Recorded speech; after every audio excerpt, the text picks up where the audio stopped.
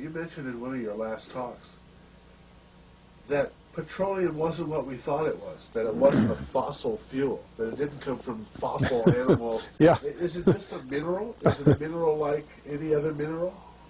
Is that how it, what would you say?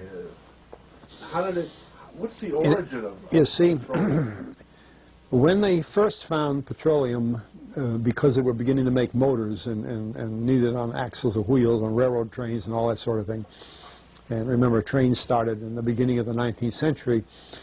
Then oil went from just a lubricant to a fuel, and it made it valuable. And Rockefeller happened to be the smartest man in the business at the time, but he made most of his money, or much of it, off the transport of the petroleum as well as selling it. But one thing they realized was, because oil is putting a price on oil is like putting a price on a pail of water. You know, no initial cost. It's in the ground, and in those days they were, some of it, almost what you'd call surface mining the oil. They didn't go down deep. So in order to get the price up, they hit on the idea that they would have to make it appear to be scarce. That after we take the next few barrels out, we're probably going to have to close as well. You know, that kind of thing. Well, a very fortuitous event. In 1892, there was a convention in Geneva of scientists to determine what organic substances are. Well, the definition of organic is a substance with hydrogen, oxygen, and carbon. And so it's usually a living substance, a tree.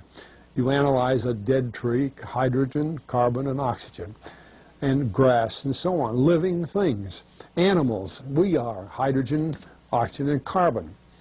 So at this Geneva Convention, Rockefeller took advantage of sending some scientists over who said, oil, petroleum, is hydrogen, oxygen, and carbon. Therefore, it must be derived from the spoiling, the rotting of formerly living matter. And playing the game properly, when this scientific convention was over, they defined oil as the residue from formerly living matter. Well, that makes it a fossil fuel. I don't know why they decided to use the word fossil, but it says formerly living matter, it's fossil. Well, of course, today, and another thing we should know is that there has never been a fossil, a real fossil, found below 16,000 feet. And you can't argue at 16,000 there's a level line, because someplace the ground sinks and so on. But 16 is what the scientists say, 16,000. We mine oil, or we drill for oil, at 30,000, 33,000, 28,000 every day of the week. So right there, we rule it out that it isn't fossil fuel. It's called fossil fuel for the minds of the public to feel that it is an asset that is running out, being depleted. We talk about depletion allowance, which is a lot of, you know. And actually, if you know the world's oil supply, you know that it is not going to run out for an awfully long time. It is the second most prevalent liquid on Earth. And we haven't begun to dig. Well, with all that background, you see, the people in charge of the petroleum business, for perfectly reasonable business things, like any other man in a business, wants to keep his price as high as he can get away with. And the way to do is just say, well, there's no more. With the last barrel is going to cost $1,000, and then it's all done. And they preach that stuff. What bothers me is that in geology books, it's in there. The geologists say it's a fossil fuel. Somehow they've been bought. I mean, I went to a 4-year federal staff energy seminar run by the government of the United States during the so-called energy crisis. I was the participant that represented the railroad industry. The airline industry was there.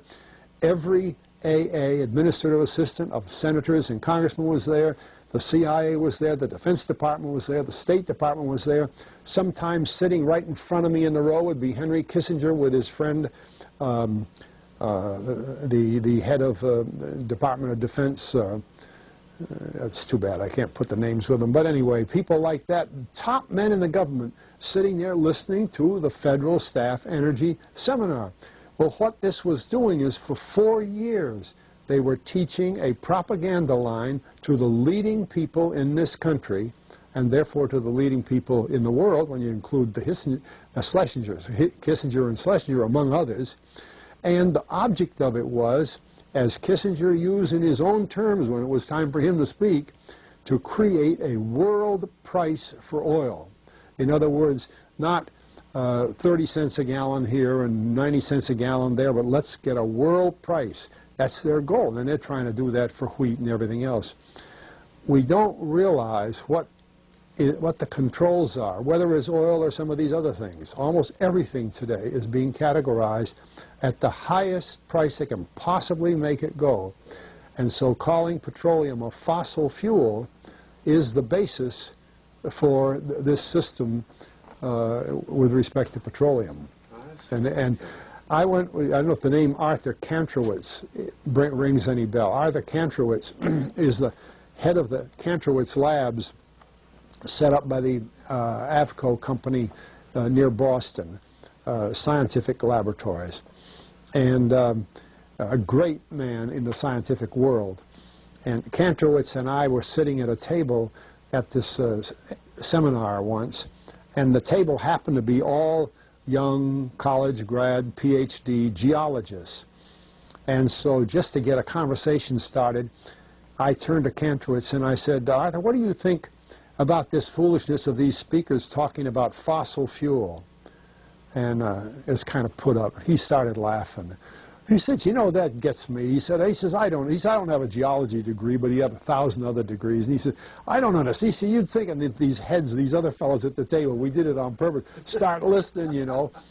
And he asked, he said, are you gentlemen, he says, you're here at the meeting, are you gentlemen by any chance geologists? And one fellow, yes, I am. And the other, yeah.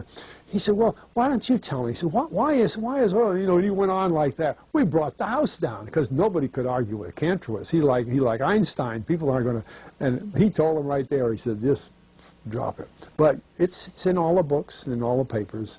But it started from that strange meeting in 1892, a scientific convention.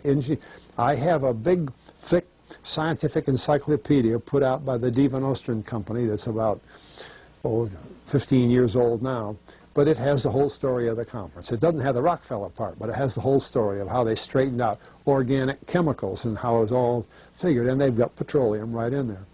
Amazing. Amazing. So these aren't accidental things, you see. There's a dollar sign behind almost everything.